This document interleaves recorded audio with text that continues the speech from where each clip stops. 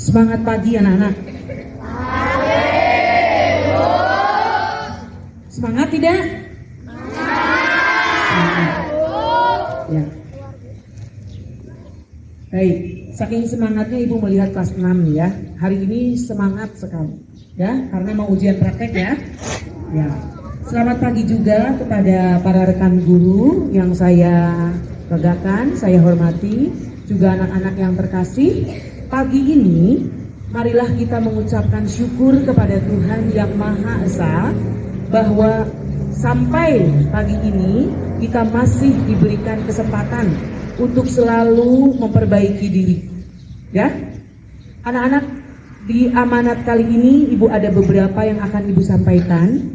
Ya, salah satunya Ibu akan mengingatkan, ketika di awal masuk anak-anak diajak oleh para wali kelas untuk membuat apa ya? Keyakinan kelas. Keyakinan kelas ini apa? Kenapa bukan peraturan ya? Kalau peraturan anak-anak kesannya itu seperti apa ya?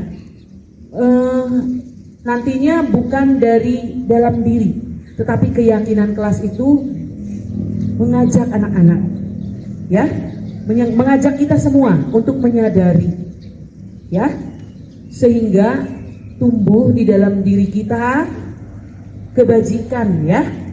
Anak-anak tuh menghargai dirinya ya, menghargai diri sendiri, bahwa kebajikan yang saya buat itulah saya ya. Saya baik bukan karena saya ingin mendapat imbalan. Saya baik bukan karena ingin mendapat pujian, supaya nilai bagus, apalagi di depan wali kelas, sehingga nilai saya bagus nih di depan wali kelas saya melakukan kebajikan. Tetapi apa yang saya buat baik ini karena saya menyadari bahwa itu adalah baik dan saya akan melakukan itu. Ya, contohnya kebajikan atau keyakinan kelas yang kamu buat, contohnya siapa bisa menyebutkan satu saja dari satu orang? Masih ingat tidak? Atau bahkan sudah lupa? Tidak ada yang terekam sama sekali. Keyakinan kelas apa? Coba Davin. Keyakinan kelasnya apa? Disiplin waktu. Pintar. Apalagi? Ya, Sela. Ya, sama. Disiplin waktu itu datang tepat waktu. Ya, walaupun beberapa minggu, ya, 5 masuk ke 6 minggu mungkin ya, anak-anak masih Ibu lihat ada yang terlambat. Berarti belum menyadari bahwa disiplin waktu itu perlu. Jadi sebelum bel, sebelum morning spirit, anak-anak sudah harus di sekolah. Ya, apalagi mengenai lingkungan. Coba keyakinan kelas mengenai lingkungan kita. Ya, saya tanya. Membersihkan kelas. Hanya kelas? Rajin piket kelas. Ya, sesuai dengan harinya. Ya, iya, membuang sampah pada tempatnya. Di mana? Cuma di kelas? Di lingkungan sekolah, di halaman. Kelas 6 tidak ngobrol ya. Sebentar kita sama-sama.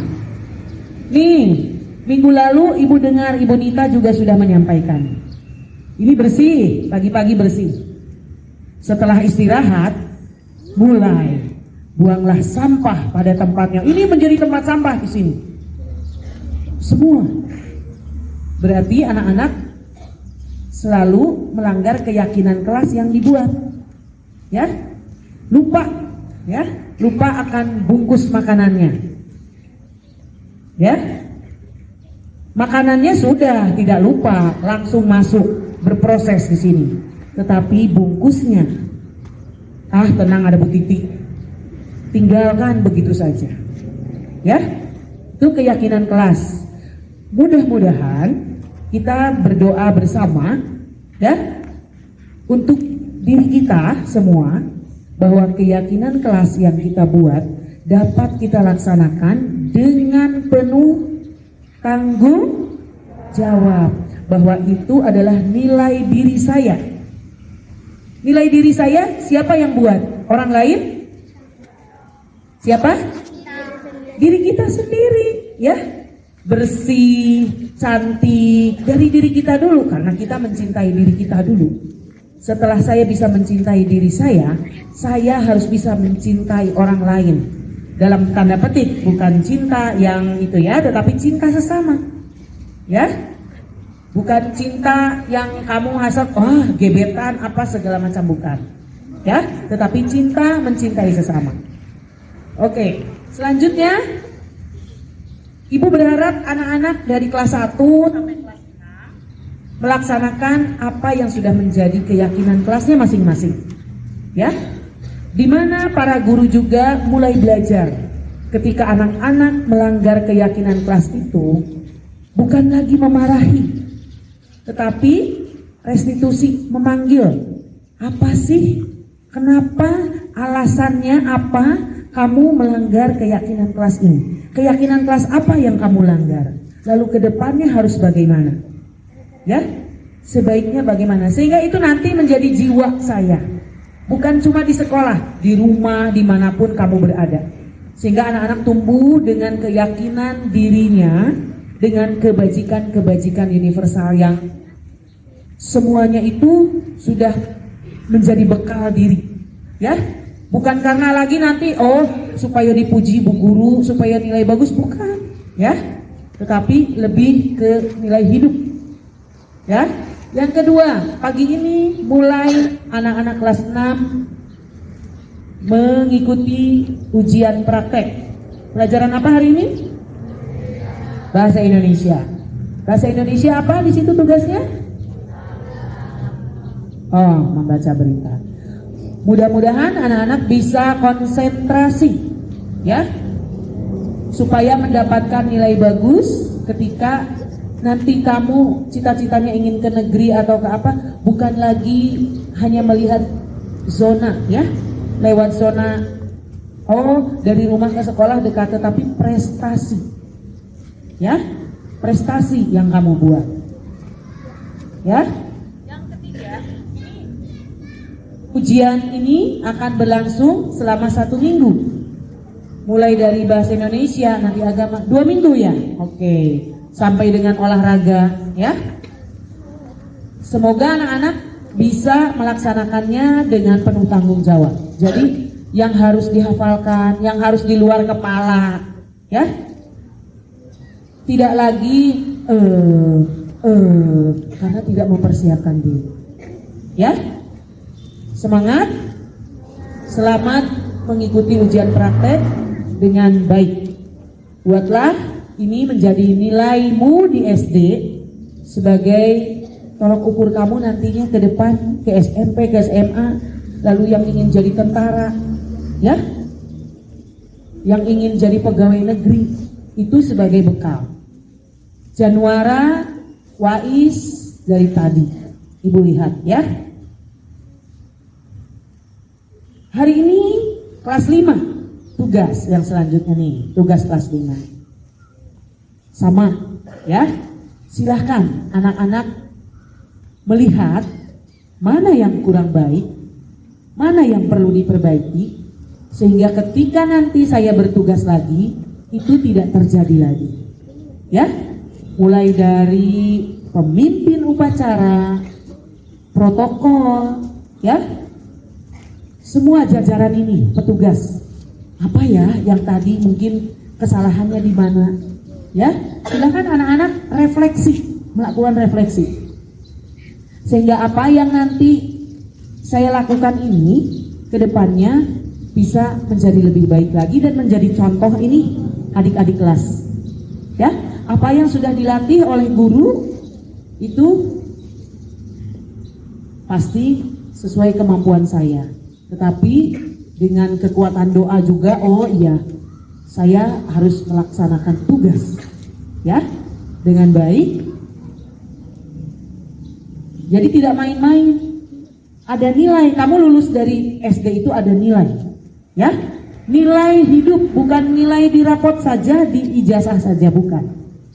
Itu hanya sebagai alat untuk mengukur keberhasilan kamu. Tetapi alat yang untuk mengukur keberhasilan kamu yang lebih bagus lagi itu di dalam diri saya. Ya, paham anak-anak? Ya, semoga mulai dari keyakinan kelas ya, dengan warga sekolah semua, anak-anak saling menghormati, menghargai ya. Lalu yang terakhir, ibu kalau istirahat suka ada di kantin ingin lihat, karena suka mendengar kabar nih ya, terlebih yang dibekali pas-pasan. Lalu sampai nih ke orang tua bahwa iya mah di istirahat pertama suka nggak ada kembalian, terus dipaksa deh dihabisin katanya ya. Nah, anak-anak bisa mengatur sendiri ya.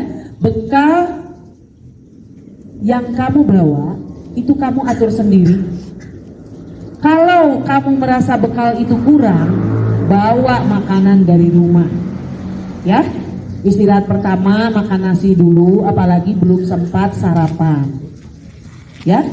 Jangan hanya mengandalkan kantin, apalagi dengan keuangan yang pas-pasan. Anak harus bisa mengatur ya. Pihak sekolah atau orang lain tidak bisa menentukan atau kamu ikut mengatur, harusnya begini, harusnya begitu. Saya yang harusnya bagaimana ya, kamu atur sendiri. Bu Titi, tadi saya masih punya kembalian di sini, padahal sudah diambil. Itu berarti kejujuran. Ada di keyakinan kelas tidak? Ada tidak dibuat tidak di keyakinan kelas? Kejujuran itu perlu tidak? Penting tidak? Penting ya. Ketika nanti anak-anak sudah bekerja, itu lebih utama dari sekarang. Kejujuran itu jangan ditumpuk-tumpuk. Bohong sekali berhasil, bohong lagi, itu kamu menumpuk ya, sehingga kejujuran kamu tertutup oleh bohong lagi. Akhirnya kamu jadi big liar ya. Nah ya, jangan sampai. Itu modal kerja kita, modal hidup kita, kejujuran ya. Walaupun pahit yang harus dihadapi. Paham ya anak-anak ya? Kejujuran itu penting. Jadi di kelas ya, di kelas ketika ulangan jujur itu perlu. Lebih baik nilai jelek jujur buatan sendiri. Hasil mikir sendiri daripada jujur hasil menari Bali. Tengtong nyontek ya. Mata kiri kanan lihat punya orang lain. Ya, kejujuran itu perlu, bukan nilai yang gede yang perlu, tetapi itu ya, nilai keyakinan itu harus dibawa sampai kamu mati, sampai kita meninggalkan dunia ini ya. Baik, amanat kali ini Ibu cukupkan. Terima kasih perhatiannya. Semoga kita semua bisa melaksanakan keyakinan kelas kita dengan penuh tanggung jawab. Terima kasih. Selamat pagi.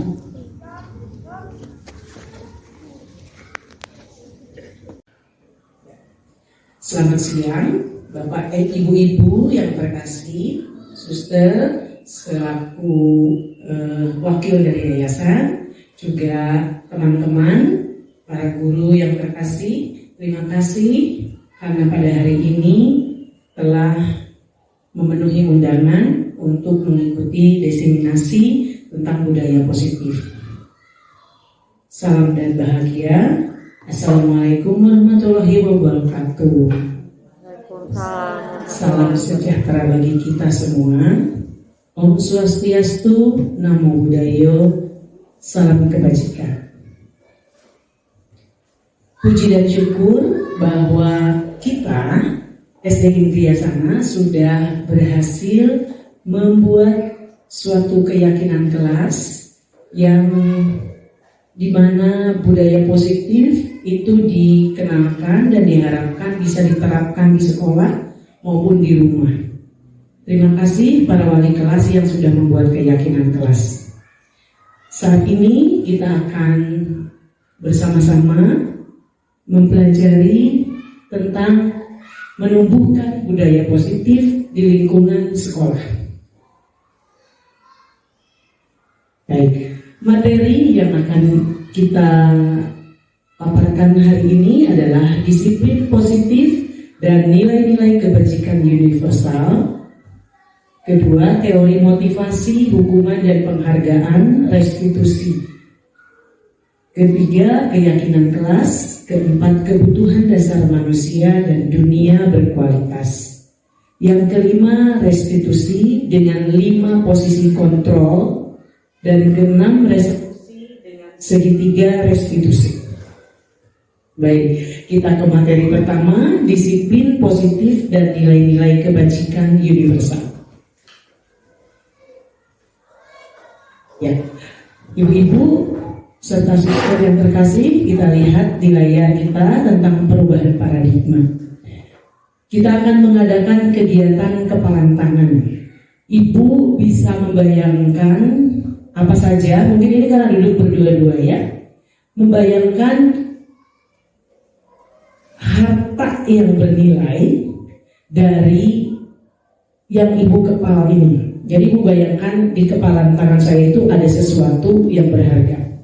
Nah, nanti ada teman di sebelahnya, boleh berdua-dua, siapa yang mau mengepal, siapa yang mau yang B ini merayu, mengajak ibu yang mengepal tadi itu untuk membuka kepalan tangannya.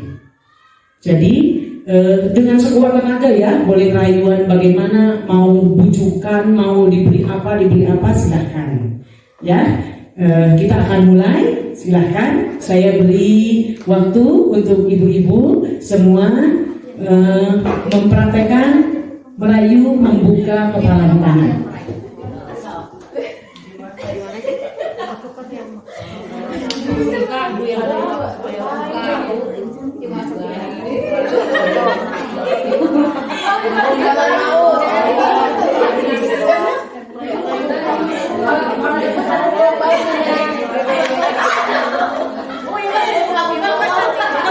Ya, silakan. Bagaimana yang satunya lagi harus berusaha sekuat tenaga. Sudah? Sudah. Ya, boleh membujuk, boleh mengancam, boleh menghadik, merayu, menyuap, ya, apa saja agar dapat membuka kepalan tangan. Ya.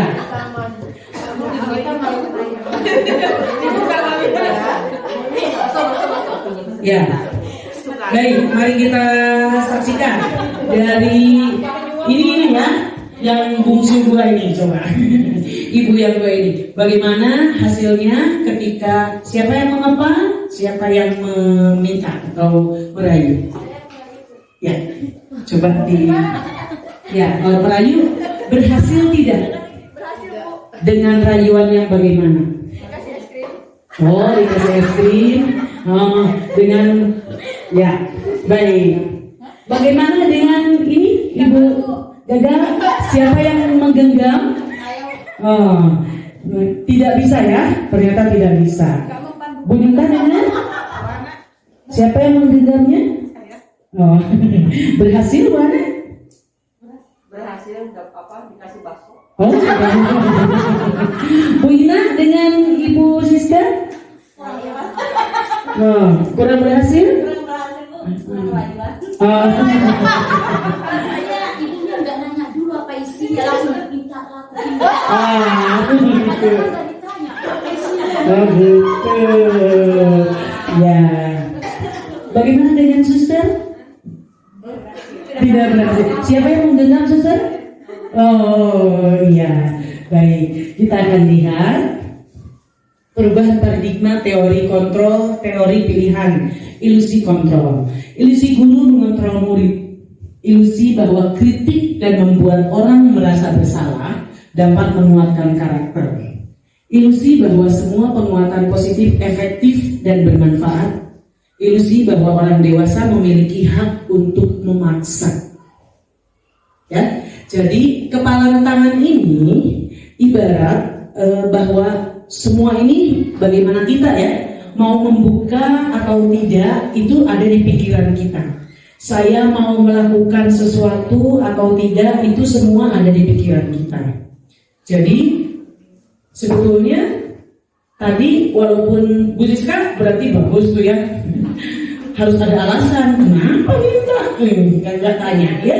Nah suster, kalau suster bagaimana tadi? Tidak tanya juga, langsung merayu aja. Ya, jadi kalau tadi ada yang membujuk ya dengan rayuan, nah seperti itu. Jadi bisa memaksa kita sebagai orang dewasa sebetulnya bisa memaksa anak, tetapi tetap kontrol yang ada pada diri anak sendiri. Walaupun kita memaksa seperti apapun, kalau dia tidak bisa membuka, tidak mau membuka hatinya atau tidak mau menerima, ya tidak akan menjadi apa-apa ya. Perubahan paradigma stimulus respon. Siapa sesungguhnya yang memiliki kontrol? Yang merayu atau yang membuka? Tadi yang menggenggam. Yang menggenggam kan? Saya mau dirayu atau tidak? Bagaimana yang menggenggam responnya ya? Stimulus respon. Kita mencoba mengubah stimulus respon itu agar berpandangan sama dengan kita, orang lain maksudnya ya. Teori kontrolnya kita berusaha memahami pandangan orang lain tentang dunia. Jadi saya mau membuka atau tidak, saya mau melakukan apa yang baik atau tidak baik itu ada pada pikiran kita. Perilaku buruk dilihat sebagai suatu kesalahan untuk stimulus respon. Orang lain bisa mengontrol saya bisa mengontrol orang lain. Pemaksaan ada pada saat bujukan gagal. Model berpikir menang kalah. Jadi ketika orang lain membujuknya gagal, mungkin kayaknya harus pakai paksaan nih ya, pakai ancaman seperti itu. Sedangkan teori kontrol, semua perilaku memiliki tujuan seperti tadi Bu Siska. Ya, Bu Ina tidak bertanya apa yang digenggam sama saya, kok langsung diminta atau dipinjam atau apa ya. Hanya ada yang bisa mengontrol diri saya. Anda tidak bisa mengontrol orang lain. Kolaborasi dan konsensus menciptakan pilihan-pilihan baru, model berpikir menang-menang ya, win-win solution ya. Disiplin positif. Disiplin positif di sini ada sama teori kontrol, teori pilihan dari Dr. William Glasser, di mana ada Anda tidak bisa mengontrol orang lain, hanya Anda yang bisa mengontrol diri Anda. Jadi mungkin kita nggak bisa memaksa pikiran orang harus sama dengan pikiran saya. Begitu juga mungkin kepada murid. Apa yang saya pikirkan, saya tumpahkan semua ke pikiran murid, itu tidak bisa. Kita hanya bisa mengarahkan saja. Selebihnya itu murid sendiri yang menentukan mau yang mana, ya. Makna disiplin belajar kontrol diri dengan menggali potensi kita agar tercapai tujuan mulia, yaitu sesuatu menjadi seseorang yang kita inginkan berdasarkan nilai-nilai yang kita hargai. Semua perilaku memiliki tujuan, tadi seperti Ibu Siska dan Ibu Ina. Teori motivasi, kita hanya bisa memberikan motivasi, nggak bisa kita memaksakan. Ya, contohnya yang saya rasakan untuk membuat tugas ini, ya, saya yang bisa mengendalikan diri saya. Orang lain mungkin walaupun saya sama dengan Ibu Ana, tetapi Bu Ana hanya bisa gini Bu, ini Bu, tapi saya nggak punya ide, nggak punya apa-apa gitu ya, susah. Ketika sudah Ya mungkin karena tugas dan harus pada waktunya ini selesai, saya harus berusaha. Fasilitator, pengajar praktik hanya mengarahkan, teman-teman pun memberi semangat. Ya, seperti itu. Terlebih kepada anak-anak didik kita.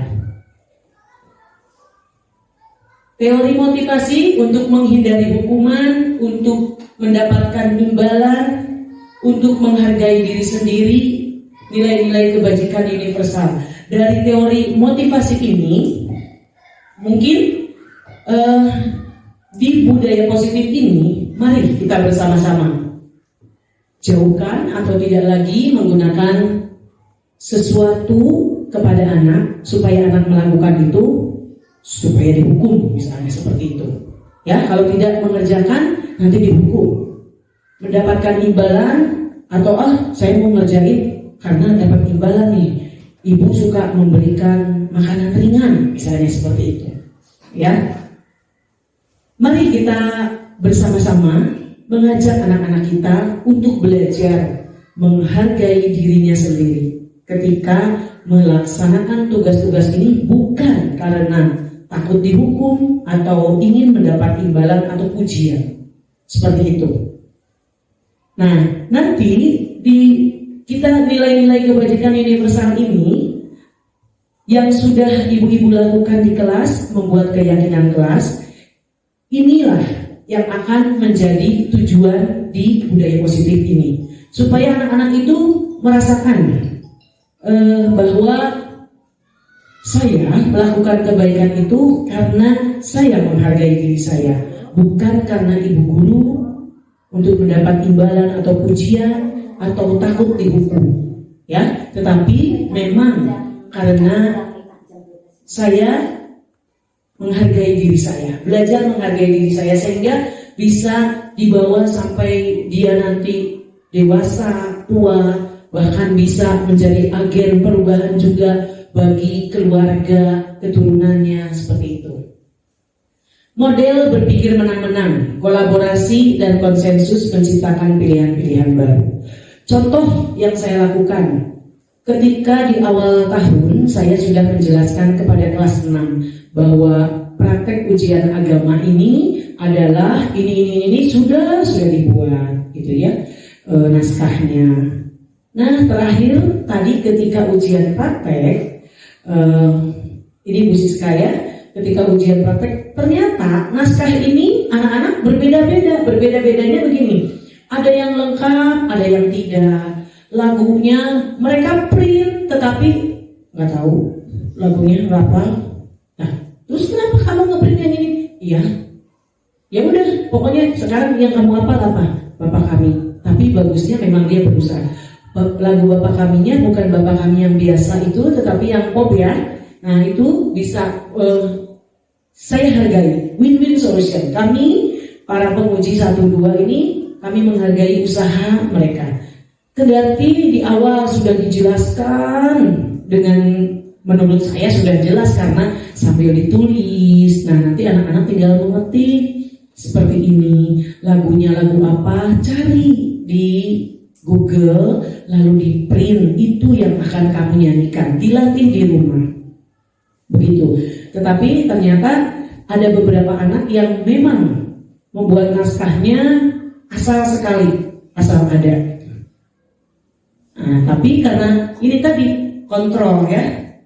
Saya juga tidak bisa memaksa pikiran mereka, tetapi saya hanya bisa mengarahkan. Pilihan ada pada mereka. Pilihan hanya ada pada kita. Kita tidak bisa mengontrol orang lain, tapi kita bisa mengontrol diri sendiri. Walaupun tadi ada beberapa yang kurang, tetapi ada beberapa yang menonjol. Nah, yang menonjol itu yang kami ambil sebagai bentuk penghargaan dan kontrol kami, karena tadi kita tidak bisa memaksa anak. Ada segitu, ya sudah, itu sudah dihargai. Seperti itu. 5 posisi kontrol. 1, penghukum. 2, pembuat rasa bersalah. 3, sebagai teman. Yang keempat, sebagai pemantau. Yang kelima, sebagai manajer. Nah, kita diharapkan itu yang kelima, itu yang lebih mungkin sempurna ya, karena manajer ini kita akan melaksanakan restitusi segitiga restitusi dari 5 posisi kontrol tadi. Mungkin kita akan flashback, apa sih yang sudah saya lakukan? 5 posisi kontrol yang selama ini saya buat, mungkin diantaranya sama seperti saya. Ketika beberapa tahun saya mengajar di sini, kebanyakan saya sebagai penghukum, pembuat rasa bersalah. Kayaknya enak banget kalau udah dapat gitu ya, puas banget ya kan, gitu ya. Sebagai penghukum juga begitu. Saya sering terakhir mungkin menghukum Bapak Ibu ketika kita menghukum, sepertinya itu bukan hukuman supaya dia juga belajar, tapi ternyata itu hukuman, menyuruh menulis misalnya ya. PR nih, tidak buat PR, berarti kamu buat 5 kali ya, gitu ya. Itu sebetulnya menghukum dia. Seharusnya dia bisa belajar, maju ke pelajarannya ini, tetapi karena dihukum dulu 5 kali, seperti itu. Maksud kita mungkin pikiran kita tadinya baik ya, gitu ya, supaya dia juga belajar. Tapi ternyata itu menghukum dan itu membekas kepada anak. Contoh, ketika ada alumni ke sini, dia masih ingat, saya sering sama ibu dihukum ini, sampai dibawa ke adik kelasnya. Kalian itu sekarang enak, dapat gurunya baik-baik. Waktu abang ini ya, gitu ya, suruh nulis apa, tapi coba lihat tulisan abang, rapi kan, katanya gitu, ada ininya juga ya, tetapi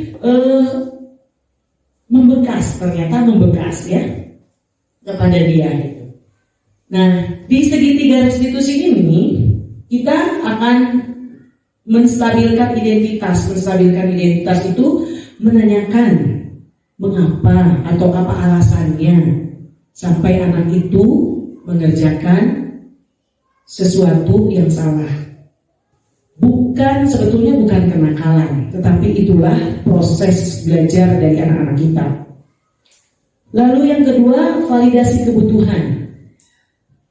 Ya, jadi bagaimana sih kamu ini ingin menjadi apa nantinya? Apa yang kamu inginkan untuk diri kamu ke depannya, ingin seperti apa? Lalu menanyakan keyakinannya. Apa sih keyakinan yang sudah dibentuk atau yang sudah dibuat bersama teman-teman di kelas atau di sekolah? Seperti itu. Nah, realitas kebutuhan kita berbeda. Kita berusaha memahami pandangan orang lain tentang dunia. Setiap orang memiliki gambaran berbeda. Di sini ada 5 kebutuhan dasar. Nah, nanti kita akan mempelajari satu persatu. Ya, kita akan ke materi selanjutnya. Apakah makna disiplin? Di sini disiplin ini berasal dari bahasa Latin disciplina, yang artinya belajar sebetulnya. Ya, tetapi makna asal dari kata ini berkonotasi dengan disiplin diri dari murid-murid Socrates dan Plato. Disiplin diri membuat orang menggali potensinya menuju sebuah tujuan apa yang dia hargai. Namun budaya kita memaknai kata disiplin ini telah berubah menjadi sesuatu yang dilakukan seseorang pada orang lain untuk mendapatkan kepatuhan. Itu bagi kita disiplin. Udah patuh. Nah, makanya anak-anak yang masih datang terlambat itu harus direstitusi setiap kali ya, harus diajak bicara mungkin ya. Terlebih juga kepada orang tua.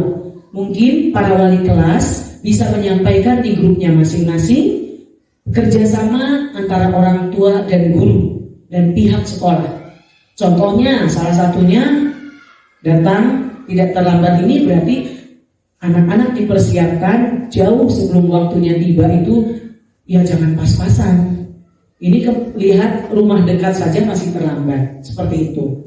Lalu atribut upacara, masih ada yang tidak pakai topi. Padahal kan seharusnya itu disiapkan dari, ya entah itu malamnya, entah itu, jadi diingatkan kepada anaknya, itu kerjasama antara orang tua dan guru. Jadi dikomunikasikan kembali. Kecenderungan umum adalah menghubungkan kata disiplin dengan ketidaknyamanan. Akhirnya ya, karena budaya kita membuat kata disiplin ini untuk kepatuhan, bukan dengan apa yang kita hargai atau pencapaian suatu tujuan mulia. Baik, nilai-nilai kebajikan universal. Nilai-nilai kebajikan universal adalah sifat positif manusia yang merupakan tujuan mulia yang ingin dicapai setiap individu. Nilai-nilai tersebut bersifat universal dan lintas bahasa, suku bangsa, agama maupun latar belakang. Dengan mengaitkan nilai-nilai kebajikan yang diyakini seseorang, maka motivasi intrinsiknya akan terbangun, sehingga menggerakkan motivasi dari dalam untuk dapat mencapai tujuan mulia yang diinginkan.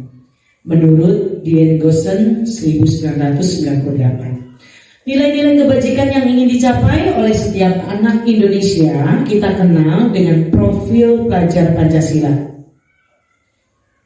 Masih ingat ibu-ibu profil pelajar Pancasila ya? Yang sering dinyanyikan oleh anak-anak kita. Sebetulnya gak ada lagunya, itu hanya supaya cepat mengingat.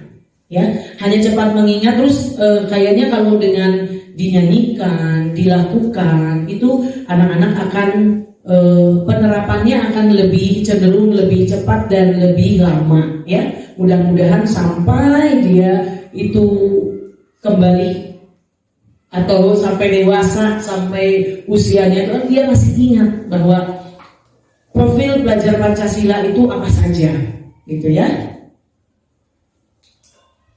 Beriman, bertakwa kepada Tuhan Yang Maha Esa dan berakhlak mulia, mandiri, bernalar, kritis, apalagi kreatif, bergotong royong, ya, berkebinekaan global, ya, kreatif, ya, kreatif, supaya anak-anak itu tidak mudah putus asa mungkin ya, ketika menghadapi pelajaran yang menurut mereka sulit. Ini jadi seperti buat saya juga ya, mendapat tugas yang agak sulit, ini kreativitasnya itu perlu sekali ditumbuhkan gitu. Seperti itu. Apalagi ke depan teknologi yang canggih itu yang kayaknya orang-orang yang ini terhapus gitu kalau sudah tidak mau belajar teknologi ya. Baik, di materi 2, teori motivasi, hukuman dan penghargaan serta restitusi. Teori motivasi perilaku manusia. Motivasi ini ada 2, yaitu eksternal dan internal. Ya, eksternal itu dari lingkungan sekitar, entah itu orang tua, guru, teman, ya. Untuk menghindari ketidaknyamanan, hukuman apa yang terjadi apabila saya tidak melakukannya. Contoh PR atau pelajaran. Ya, itu berarti dia karena takut dihukum. Bukan karena saya sadar bahwa saya harus belajar. Yang kedua, motivasi eksternal masih untuk mendapatkan imbalan. Imbalan juga sama.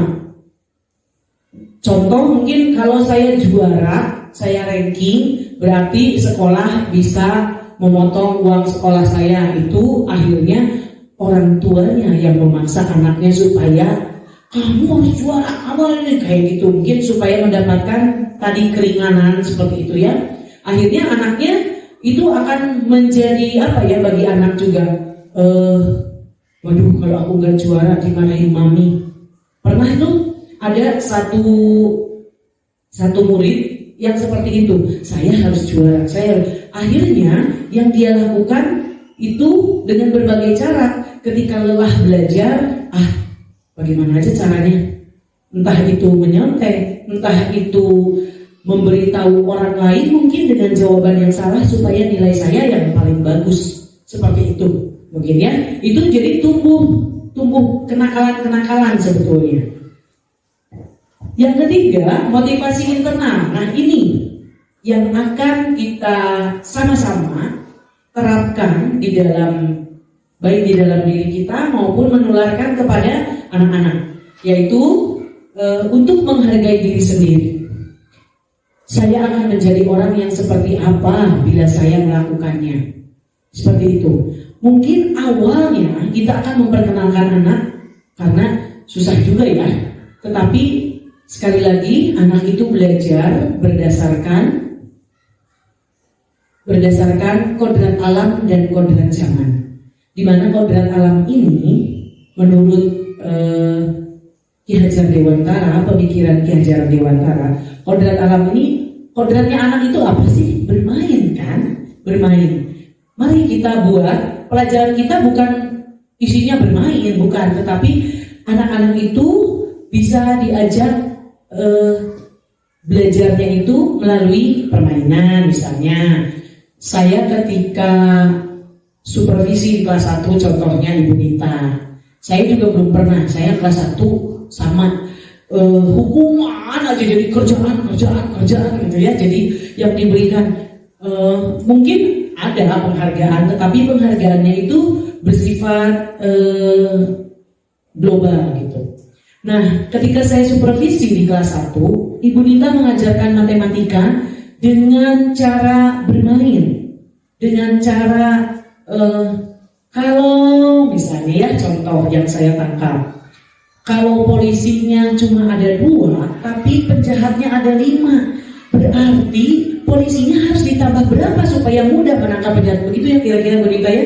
Itu yang saya belum pernah seperti itu. Saya harus panggil anak-anak, ini tambah ini segini. Kalau kamu nggak tahu, jadi masih apa ya? Saya menuangkan pikiran saya kepada dia, tetapi dengan cara permainan tadi, si anak-anak tuh lebih kreatif cara berpikirnya. Jadi kalau yang selama ini mungkin memberikan pelajaran itu tegang, ya, anak-anak juga menerimanya tegang. Tetapi dengan bermain, dengan ilustrasi-ilustrasi, wah itu bagus sekali gitu ya. Anak-anak menjadi tidak takut atau tidak juga cepat bosan. Bisa jadi justru lebih mengenang gurunya yang ini karena oh iya, dengan cara bermain ilustrasinya itu bagus sekali. Itu yang perlu ditiru. Jadi kalau cuma misalnya dia buka halaman sekian, dah baca ya, aduh bagaimana tuh anak-anaknya ya ke depannya gitu ya. Mungkin apalagi kalau anak kecil, kalau sudah SMA saja masih harus ada ice breaking atau apa supaya mereka itu juga tidak jenuh. Apalagi kita SD dasar. Jadi saya juga banyak belajar ketika saya supervisi. Oh, guru ini begini yang terbaik. Oh, nggak kepikir sama saya ya, seperti ini, gitu. Jadi itu yang saya dapatkan ya. Ya, Ki Hajar Dewantara dengan Merdeka. Ki Hajar Dewantara itu punya tiga asas atau 3 kalimat yang menjadi kunci bagi para guru, yaitu mana? Ya, Bu Siska? Yang satu, Ingarso Sung Tulodo. Yang kedua, Ing Madyo Mangun Karso. Yang ketiga, Tutwuri Hadayani. Ya, di depan kita harus menjadi contoh, jadi teladan. Di tengah memberikan motivasi. Di belakang kebalik ya, sama aja. Di tengah itu paling tidak motivasi dan menyertai dia supaya dia itu ada ini. Ketika di belakang kita memberikan dorongan, memberi semangat ya, motivasi tadi. Nah, kita akan menginjak kepada ini, merdeka menurut Ki Hajar Dewantara. Merdeka itu artinya tidak hanya terlepas dari perintah, akan tetapi juga cakap buat memerintah diri sendiri. Jadi bukan karena guru misalnya, walaupun tadi sudah dijelaskan misalnya ya, teman-teman wali kelas atau guru bidang studi di kelas menjelaskan kepada anak, lalu anak-anak mari kita berlatih. Nah tadi teori kontrol tadi, anak tidak bisa ya kita kontrol misalnya dengan kita nggak bisa mengatur dia bagaimana, tetapi anak ini bisa diarahkan dengan sistem. Misalnya kalau kita menjelaskannya enak, runtut, lalu jelas kepada dia, pasti murid-murid atau mereka itu akan mengerjakan sesuai dengan apa yang mereka yakini tadi. Walaupun mungkin ada beberapa persen yang kadang tidak sesuai dengan apa yang kita harapkan, tetapi ya itulah gitu ya. Jadi anak itu diharapkan belajar di kelas itu dengan merdeka. Ini konsepnya Ki Hajar Dewantara ya.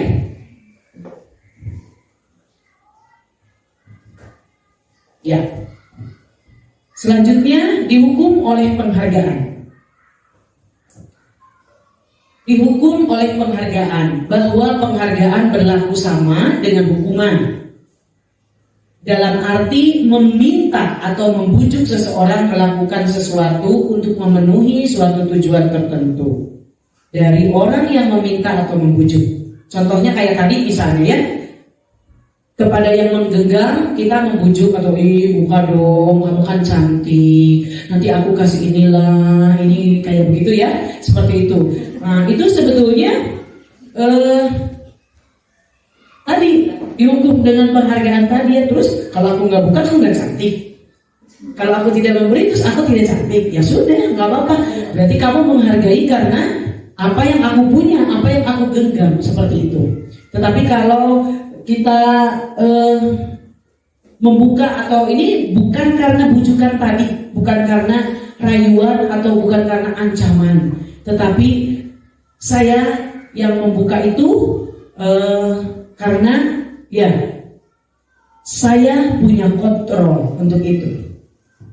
Saya yang mengontrol, saya yang mengatur, saya mau memberi atau tidak, membuka atau tidak. Seperti itu ya. Dihukum oleh penghargaan. Ada faktor ketergantungan, beberapa dampak dari pemberian penghargaan tadi ya. Pengaruh jangka pendek dan jangka panjang. Penghargaan menghukum, penghargaan mengurangi ketepatan, penghargaan tidak efektif, penghargaan merusak hubungan. Mungkin ibu-ibu tadi kalau bisa dilihat di kelas 1 ketika contoh ini dari cerita Ibu Nita lagi nih, kelas 1 lagi yang saya lihat ya. Ketika Gohan di awal itu bagus ya Bu. Nah, tapi ketika sudah tahu juara melemah nih. Karena ternyata aku belajar begitu aja aku jadi juara nih. Jadi seenaknya kayak gitu ya. Mungkin ini tadi penghargaan tadi. Ya. Saya kalau pengen begini, ya pengen juara, ini begini. Nah, jadi terus tapi ternyata si ibu nilainya gini ya, saya juara juga ini. Ya udah, itu. Yang pengalaman saya juga begitu. Ada anak yang ketika awal bagus, ketika diberi penghargaan, kok malah menurun. Di mana dia seharusnya bisa kalau lihat siklus ininya itu seharusnya naik gitu ya. Ini malah sudah di atas, dia sudah di atas, seperti itu. Ya, mungkin kepada kinerja kita juga begitu, gitu ya. Penghargaan menghukum. Nanti kalau saya tidak nilainya begini, aduh malu. Itu merasa sudah terhukum itu sebetulnya. Belum nanti diomelin mama, tidak diberi uang jajan yang lebih, atau tidak dibelikan HP atau komputer atau sepeda atau apa saja gitu. Jadi dia melakukan itu hanya karena untuk mendapatkan imbalan. Ya, penghargaan mengurangi ketepatan. Ketika pasti ibu-ibu mengalami ketika kita sudah memuji anak, ini selalu bagus, tapi tiba-tiba ada saatnya anak itu kan turun ya, ada saatnya baru aja dipuji, ternyata ada gitu ya. Jadi nah seperti itu, penghargaan tidak efektif. Kalau saya memang paling pelit memberikan penghargaan tapi paling sering memberikan hukuman gitu ya. Ternyata itu salah ya, walaupun tadinya ceritanya disiplin tadi, ini saya baru tahu juga ya, baru setelah mempelajari ini gitu ya. Setelah mempelajari ini saya pikirkan, ternyata ya susah juga mau benar itu gitu ya, mau menjadi orang yang benar itu susah gitu. Penghargaan merusak hubungan. Ketika yang satu dihargai, dia terus ibu mah muji. Contoh mungkin di pekerjaan ya, di pekerjaan dia terus padahal aku yang capek, dia terus yang ini, seperti itu ya. Itu mungkin akan menjadi merusak hubungan ya, terutama karena tadi jadi iri, jadi apa ya, jadi kayak ibu mah senangnya sama dia, jadi dia terus ya, seperti itu. Penghargaan merusak hubungan. Lalu ke yang diberikan penghargaan juga, kamu mah enak, kamu mah disayang sama si ibu, selalu dipuji, selalu diberi nilai bagus, dan seperti itu. Gitu ya. Baik. Dihukum oleh penghargaan, mungkin hampir sama ya. Penghargaan menurunkan kualitas, penghargaan mematikan kreativitas, penghargaan mengurangi motivasi intrinsik. Jadi mungkin memberikan penghargaan ini ibu-ibu sewajarnya saja mungkin ya, tidak terlalu yang bagaimana, karena tidak ada manusia yang sempurna. Pasti ada saatnya dia melemah, ada saatnya dia, tetapi ketika apa ya, ketika dia turun motivasinya, barulah kita itu mungkin memerlukan penghargaan. Kamu itu sebetulnya bisa, mungkin itu ya, bagus sebetulnya. Itu untuk memotivasi dari luar juga, hanya sewajarnya. Tidak setiap ini kita pasti bapak ibu-ibu sudah punya bekal, sudah punya apa ya, pengalaman untuk memberikan penghargaan kepada anak itu. Nggak usah terlalu ini juga ya, setiap ini dihargai, tetap jadinya dia ibu mah nggak ngeluarin apa-apa sekarang, nggak muji apa. Jadi berdasarkan itu saja, bukan berdasarkan apa yang harus saya kerjakan, seperti itu. Baik, bentuk program kebajikan atau apresiasi. Dalam memberikan apresiasi atau pengakuan perlu diingat beberapa hal. Satu, memberikan pengakuan secara khusus, secara pribadi. Yang kedua, secara pribadi. Yang ketiga, pengakuan kepada semua murid atau bergantian. Memberi pengakuan secara konsisten, fokus pada proses. Nah, jadi ketika ini, si ini terus yang dipuji. Padahal suatu saat ada yang tadinya anaknya memang sebetulnya kurang dari ini, ternyata dia menunjukkan perubahan. Saat itu dia bagus gitu ya, seperti itu. Tadi ketika saya menguji begitu ya, menguji juga saya jadi praktek gitu, jadi praktek ini karena belajar budaya positif ini. Jadi dia tidak hafal di satu hal, tetapi di yang satu hal lagi dia hafal dan bagus, dan itu perlu gitu. Nah, ketika ada yang sama sekali doa harian tidak hafal, misalnya seperti itu, ya hanya mengingatkan saja. Makanya perlu kan ke gereja kan? Perlu, karena setiap kali, setiap minggu dia laporannya, Bu, tanda tangan gereja saya, pastor saya nggak ada karena saya nggak gereja, Bu, saya sakit. Minggu depannya begitu, Bu, saya nggak ke gereja, Bu, karena daring. Nah, yang lagi, Bu, saya nggak ke gereja, Bu, saya sakit. Jadi sakitnya itu kok sering, kok apa gitu. Nah, ternyata di rumah pun, padahal banyak waktu doa-doa itu dari awal tahun itu sudah saya berikan, sudah ini, tetapi ternyata, dia ada hal yang bagusnya. Nah, itu yang mungkin untuk menolong dari yang dia kurang seperti itu. Jadi ada itu bisa membantu anak itu tadi karena merdeka ya anaknya. Fokus pada proses. Jadi proses anak ini ketika kita sudah memberi arahan, tetapi ternyata belum ya.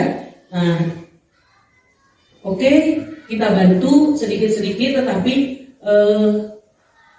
yang pasti dia berproses seperti itu, bukan karena tadi hukuman, imbalan, ancaman atau apa, tetapi kembali lagi ke kemerdekaan sehingga dia bisa membentuk kebajikan dalam dirinya.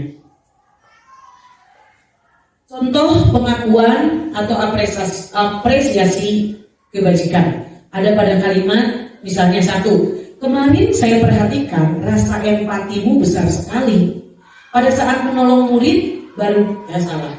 Kemarin saya perhatikan rasa empatimu besar sekali pada saat menolong murid baru di kelas kita. Pembukanya kemarin saya perhatikan nilai kebajikannya rasa empati. Ya, rasa empatimu besar sekali. Sedangkan situasi pada saat menolong murid baru di kelas. Ya. Yang kedua, saya menghargai kepedulianmu pada saat kamu membantu teman-temanmu di tugas kelompok. Yang ketiga, terima kasih untuk rasa tanggung jawabmu pada saat kamu memungut kertas-kertas yang berserakan di lantai. Seperti itu. Ini contoh kita memberikan pengakuan atau apresiasi kebajikan yang anak-anak kita buat atau teman-teman rekan kerja kita ya. Jadi mari kita bersama-sama menerapkan budaya positif ini, bukan hanya untuk anak-anak kita, bukan hanya untuk murid kita, terlebih untuk diri kita sendiri. Saya juga belajar, ibu-ibu saya juga belajar. Jadi bukan saya berdiri di sini saya bisa tidak gitu ya, tetapi saya juga belajar dari apa yang saya pelajari ya. Baik, tugas perbedaan hukuman dan konsekuensi. Mari kita lihat bersama-sama. Di nomor 1, mencatat 100 kali di dalam buku kalimat saya tidak akan terlambat lagi karena terlambat ke sekolah. Apakah itu hukuman atau konsekuensi? Hukuman ya? Baik. Lari mengelilingi lapangan basket 2 kali karena terlambat hadir di sekolah. Hukuman. Murid diminta untuk push up 15 kali karena tidak menggunakan masker ke sekolah. Hukuman. Menggantikan kertas tugas teman yang telah dicoret-coret. Konsekuensi. Membersihkan tumpahan air di meja tulis karena tersenggol pada saat belajar. Iya. Murid disuruh untuk mengenakan sepatu seharian di sekolah karena tidak mengenakan sepatu hitam. Untuk melepas mungkin ya, untuk tidak mengenakan sepatu seharian, jadi dilepas. Ada murid yang tidak pakai kaos kaki atau sepatu hitam. Ya, itu hukuman ya.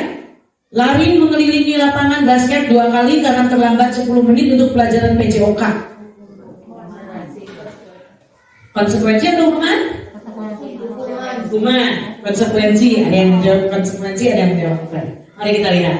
Nah, ya ternyata lari mengelilingi lapangan basket 2 kali karena terlambat 10 menit untuk pelajaran PJOK, bukan pada saat masuk, gitu ya. Jadi kalau PJOK kan karena olahraga, lari kan memang ada pemanasan ya, seperti itu. Lalu kalau untuk yang lain ternyata sudah benar ya.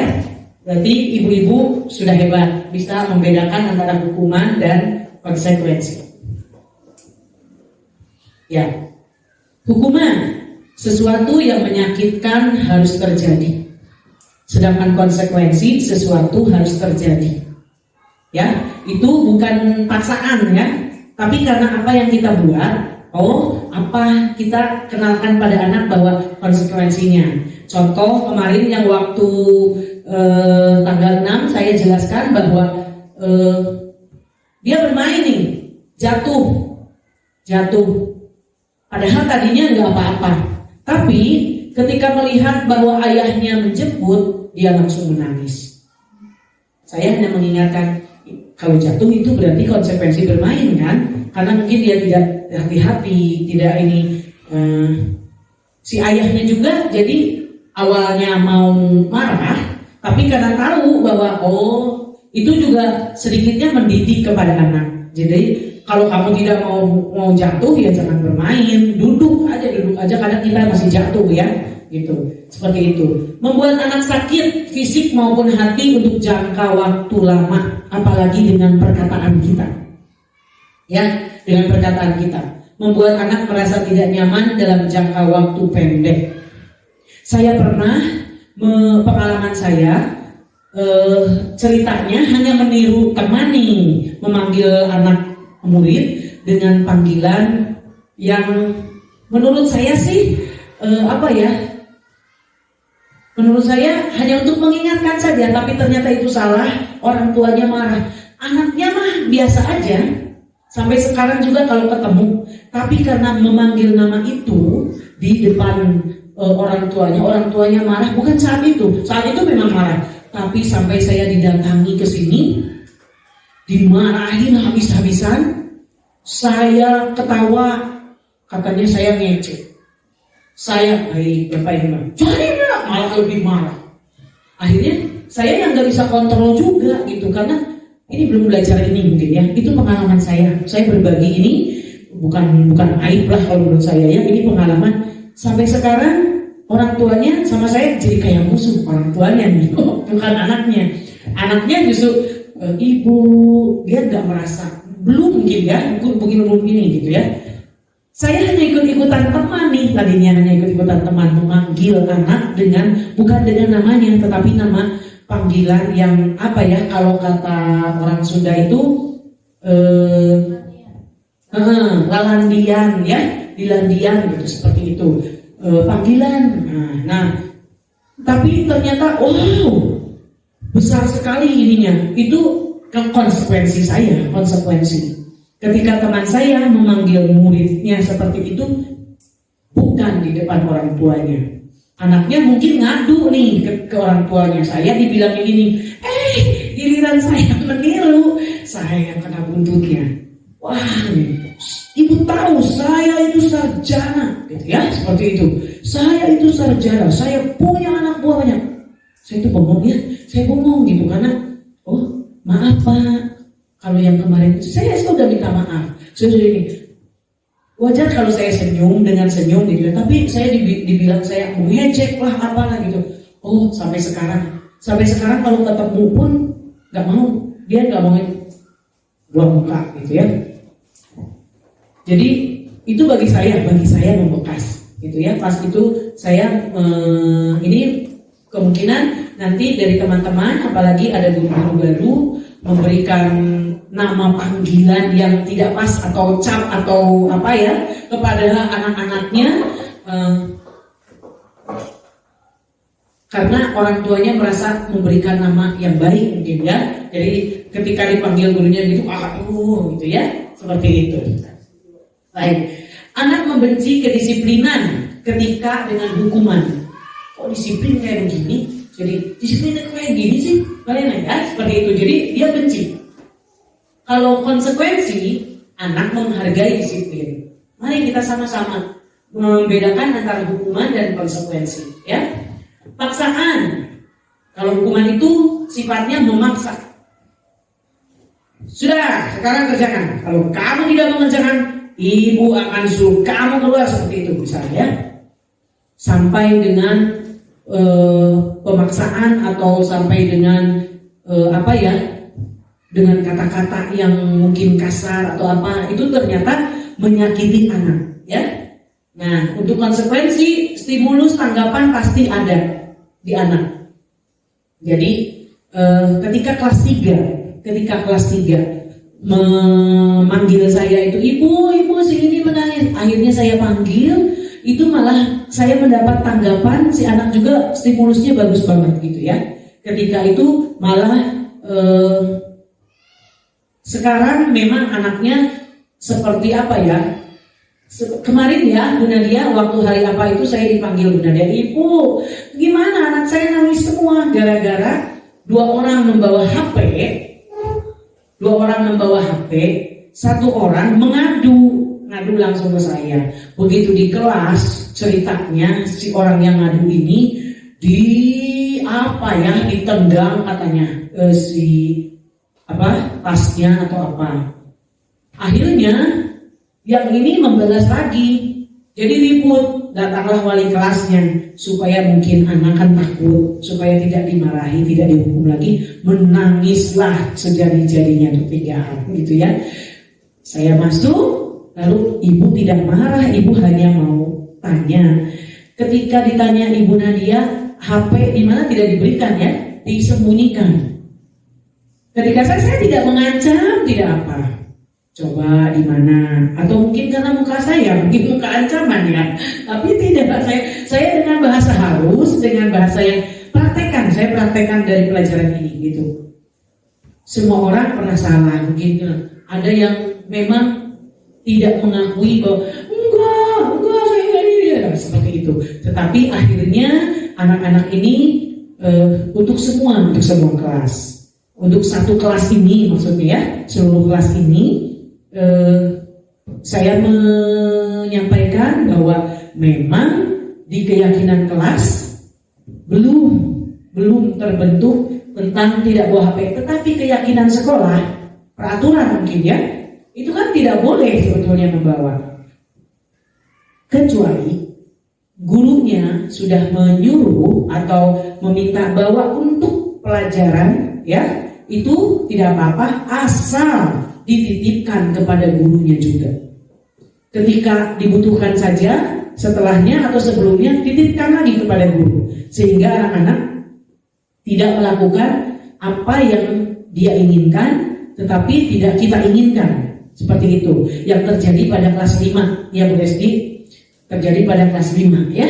Jadi di kelas 5 suruh bawa HP untuk pelajaran memang, tetapi jadinya kebablasan anak-anak ini.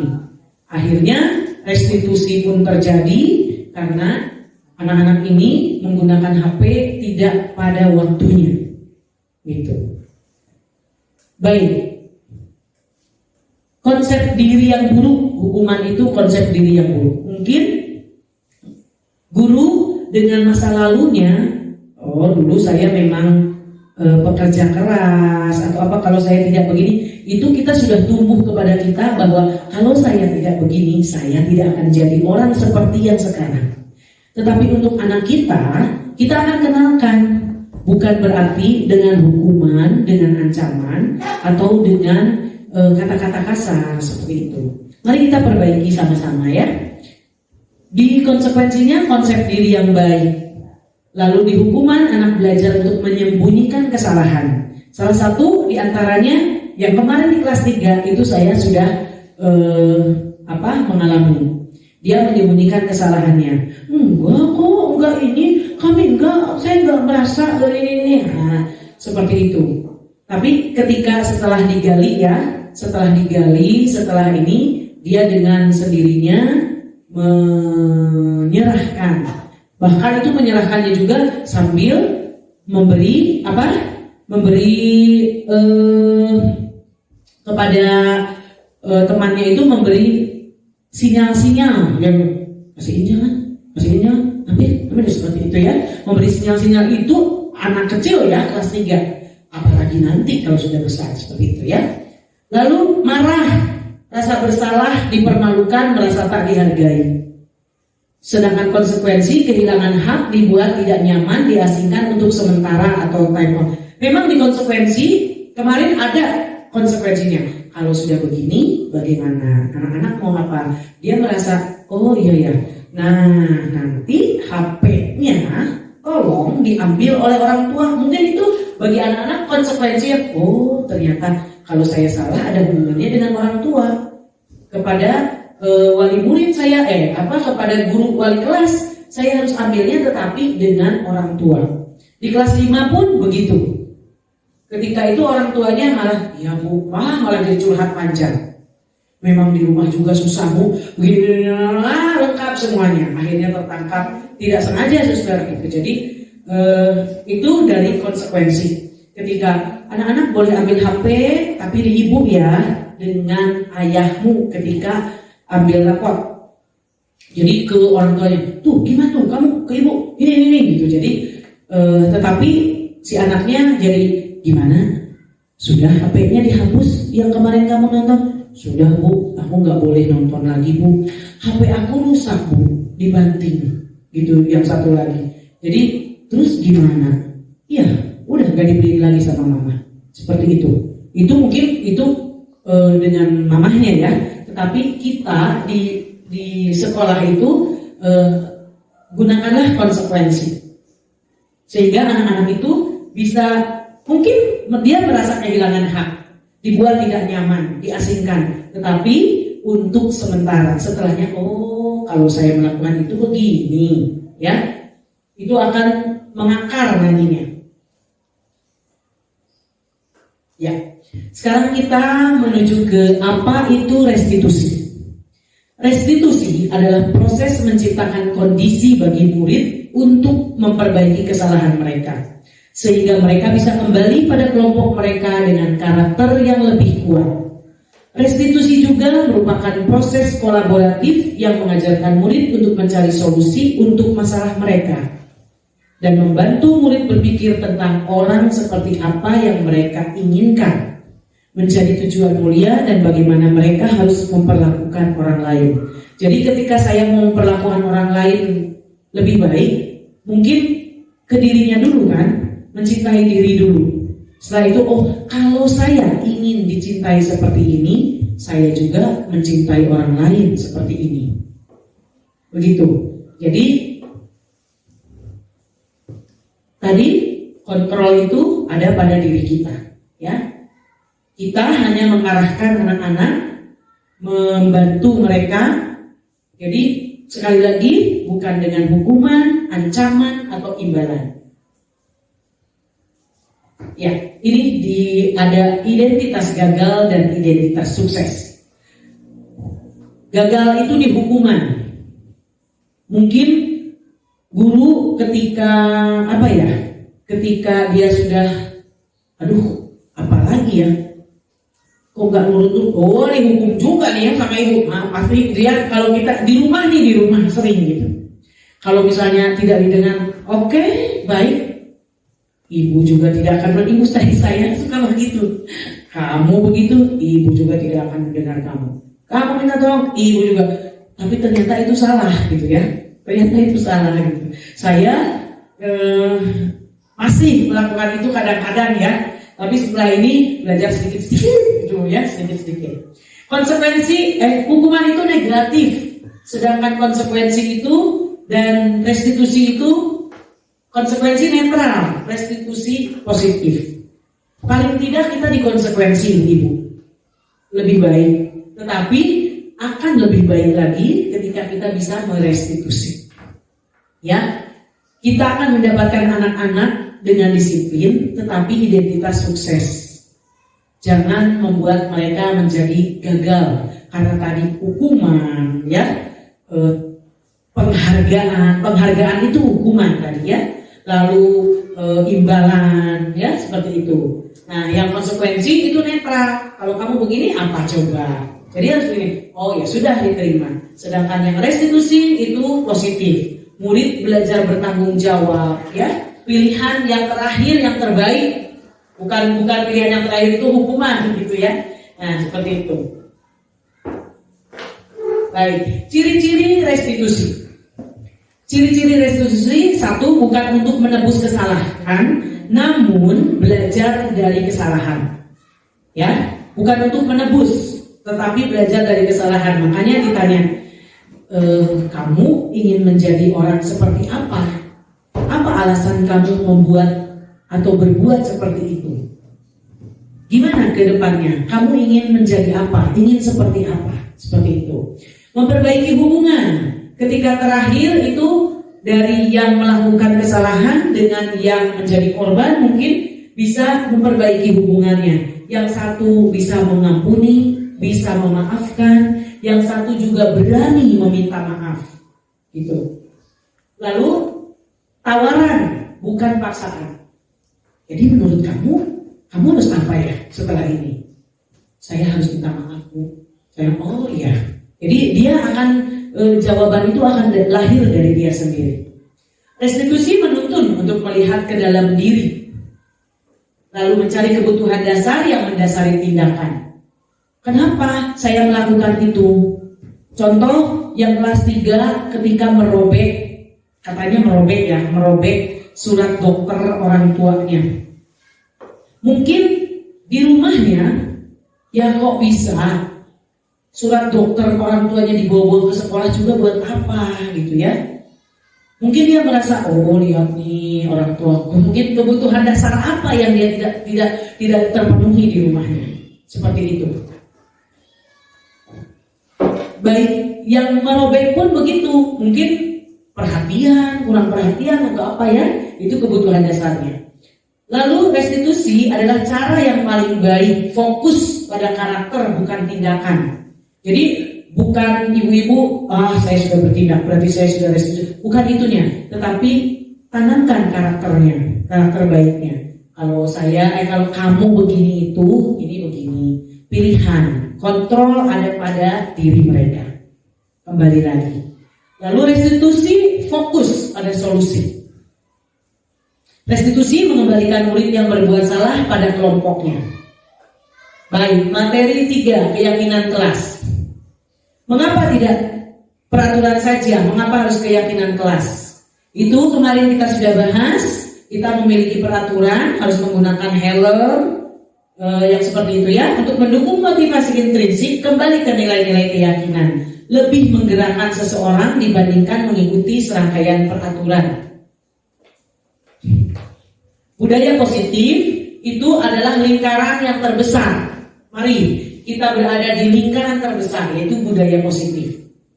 Peraturan kelas itu ada, tetapi kita akan memperhalus menjadi keyakinan kelas, sehingga akan mempengaruhi lingkungan kita menjadi positif. Budaya positif juga ada. Baik, kesepakatan kelas ya.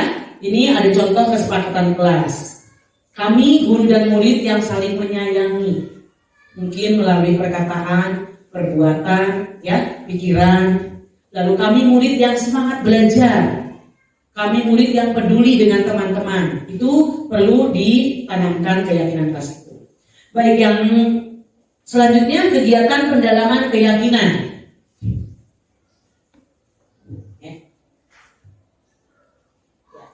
Maaf ibu-ibu, jamnya ditambah. Kegiatan pendalaman keyakinan kelas tabel T dan Y. Ada hormat, bekerja, diterima, dan memiliki. Di sini di tabel T dan Y, hormat, kami meyakini bahwa sangat penting untuk menghormati. Di bekerja kami meyakini bahwa sangat penting untuk mengerjakan segala pekerjaan atau mengikuti kegiatan yang telah ditugaskan. Ini kegiatan pendalaman, nanti kita akan dalami kembali ya. Kegiatan pendalaman keyakinan kelas. Hormat, tampak seperti dan tidak tampak seperti yang T ini. Sedangkan yang Y, tabel Y itu ada terdengar, terlihat, berperilaku. Terdengarnya satu orang berbicara, yuk saya bantu. Terlihatnya berempati terhadap perasaan orang lain. Berperilakunya tersenyum ramah, memberikan salam hormat. Sedangkan di tabel T, hormat dan bekerja, di situ ada tampak seperti dan tidak tampak seperti. Lanjut ya. Baik. Peraturan selalu dikembalikan buku ke tempatnya, itu peraturan. Sedangkan keyakinan kelas, nah, keyakinan kelasnya itu tanggung jawab. Dilarang mengganggu orang lain, menghormati orang lain.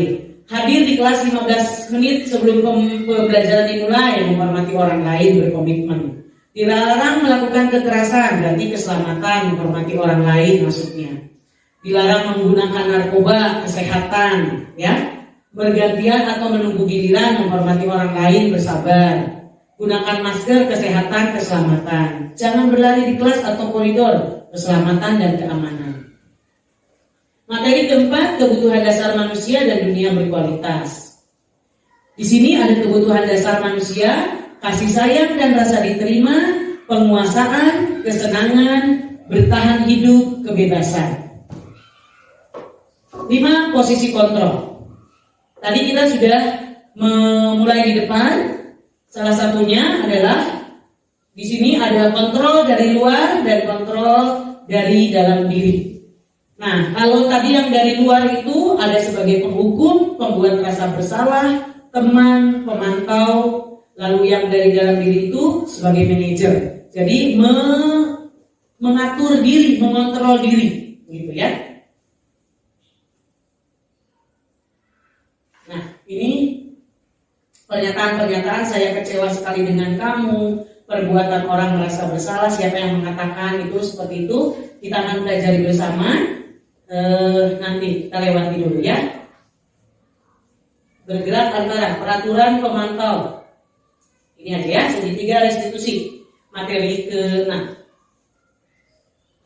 Tadi di awal saya sudah menyampaikan di segitiga restitusi ini ada menstabilkan identitas, lalu menanyakan keyakinan dan validasi kebutuhan. Kebalik ya, menstabilkan identitas, validasi kebutuhan dulu, baru menanyakan keyakinan. Menstabilkan identitas, setiap orang pasti pernah melakukan kesalahan. Kamu bukan satu-satunya yang pernah melakukan ini. Di validasi kebutuhan, adakah cara yang lebih efektif untuk mendapatkan apa yang kamu butuhkan? Sedangkan di menanyakan keyakinan, nilai apa yang telah kita sepakati tapi dilanggar seperti itu. Lalu kamu ingin menjadi orang seperti apa? Nantinya itu untuk mengingatkan kepada anak-anak. Baik, ini kita praktekkan nanti di dalam kehidupan sehari-hari. Nanti Bapak Ibu wali kelas, para guru yang membutuhkan ini boleh ya. Di sini ada validasi kebutuhan, lalu menanyakan keyakinan kelasnya. Baik.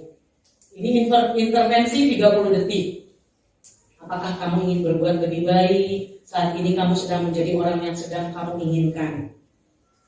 Apakah saat ini? Seperti itu ya. Ini ada di sininya. Kita akan belajar bersama-sama. Refleksi. Hal baru apa yang mengubah paradigma saya yang saya dapatkan? Perasaan apa yang muncul selama mengikuti sesi ini itu untuk ibu-ibu. Saya ingin satu orang saja untuk menyimpulkan ini. Hal baru apa, lalu perasaan apa, peran Among seperti apa yang saya telah lakukan selama mengikuti kegiatan ini. Mungkin siapa yang bisa membantu dari ibu-ibu? Saya akan menjadi Among yang seperti apakah setelah mengikuti kegiatan ini? Ada? Bu Siska bisa bantu?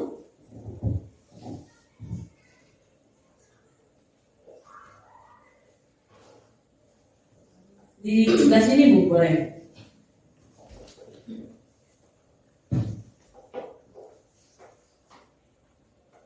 Ibu-ibunya kalem sekali, udah capek ya. Keempatnya ya Bu ya, atau satu saya jawab. Keempatnya nggak apa-apa. Yang pertama, hal baru apa yang mengubah paradigma saya yang saya dapatkan? Mungkin secara pribadi, terus terang sesi ini sangat berlawanan dengan pribadi saya.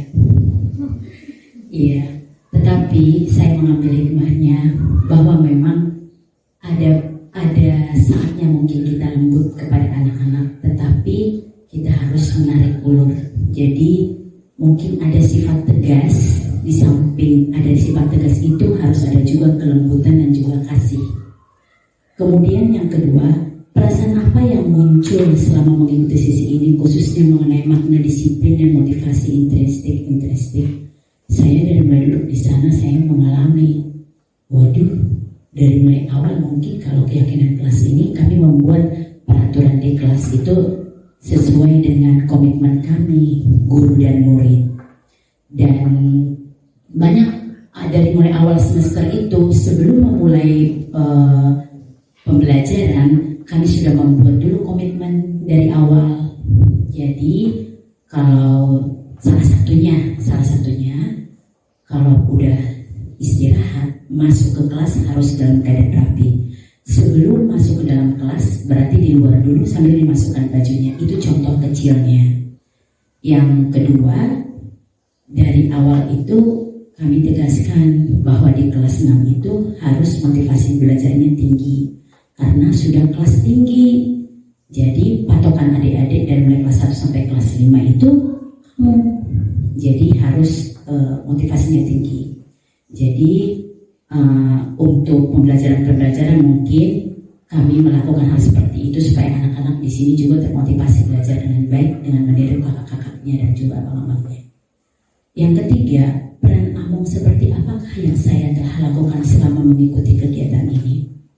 Mungkin saya sudah banyak melakukan untuk pembimbingan ini karena saya itu bukan hanya di sekolah saja membimbing mereka melalui grup. Jadi awalnya juga saya mempelajari satu persatu murid-murid saya ini dengan latar belakang yang berbeda-beda. Jadi ke setiap anak-anak ini saya berbeda menghadapinya. Saya juga mempelajarinya banyak dari internet dan juga YouTube bagaimana cara mendekati agar mereka bisa termotivasi belajar. Tetapi memang mungkin saya orangnya ortodok ya. Jadi yang saya utamakan itu agama dan juga belajar yang benar. Belajar yang benar itu sama saya itu bahwa dia harus tahu kalau dia itu seorang pelajar. Tugas pelajar itu ya belajar. Jadi seperti saya itu guru, tugas saya itu mengajari, itu saja. Yang keempat, saya akan menjadi Amung yang seperti apakah setelah mengikuti kegiatan ini? Mungkin saya di dalam hati saya dari tadi, saya mungkin akan mengurangi sedikit karena yang saya analisis di sini mungkin dari mulai kelas 1 sampai kelas 3 itu sudah bisa nanti untuk kurikulum merdeka, tetapi 4, 5, 6 terutama kelas 5 dan 6 ini belum bisa diterapkan kurikulum merdeka. Karena kurikulum merdeka ini mengingatkan kita guru itu hanya sebagai fasilitator. Fasilitator itu bukan untuk mengajari tetapi untuk menemani saja. Padahal kurikulum dan kegiatan-kegiatan di sekolah kita ini harus ada laporan-laporan PTS, PHS. Sebenarnya kalau kurikulum merdeka menerapkan seperti ini tidak ada lagi. Tetapi untuk kita, universitas juga, walaupun tidak ada nilai angka, tetapi A itu diambil kesimpulan dari angka juga. Nah, sebenarnya ini dilema. Saya juga nanya ya ke dosen saya, apakah memang kurikulum merdeka ini bisa diterapkan atau tidak? Karena di satu sisi budaya kita itu masih menganggap nilai dan juga ketaatan itu berbeda dengan kurikulum merdeka ini. Kurikulum merdeka ini seperti di luar negeri caranya, padahal latar belakang kita sangat berbeda. Artinya budaya kita mayoritas di Indonesia ini harus manut begitu. Jadi manut itu berarti kita berpatokan kepada seseorang gitu. Sedangkan kalau di luar negeri dari mulai kecil itu dia dibebaskan, dia mencari kreativitas. Jadi kurikulum di sana itu cocok dengan budaya mereka. Tapi saya ambil kesimpulan dari mulai pertama saya menjadi wali kelas itu, saya mengambil sebagian dari kurikulum merdeka itu karena untuk kreativitasnya itu, artinya kreativitas dia tidak hanya di dalam sini saja tetapi berkembang.